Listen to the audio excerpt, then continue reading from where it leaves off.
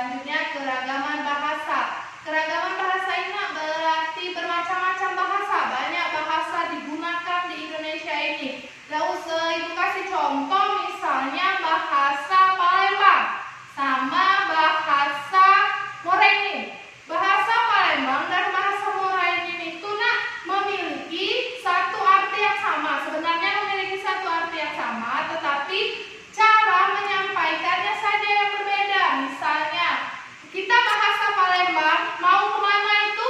Nak kemano. Kita nanya sama orang-orang itu, nak kemano. Kalau bahasa di Morenin, dia ingin menanyakan orang mau kemana, dia berbicara nak kemana, nak kemana. Jadi keberagaman bahasa itu hanya satu daerah ya, hanya di daerah Sumatera Selatan, sedangkan kita memiliki 34 provinsi. Jadi maka dari itu keberagaman bahasa itu banyak sekali. Tidak hanya, tapi tetap bahasa ibu yaitu bahasa pintar. Bahasa ibu yaitu bahasa Indonesia.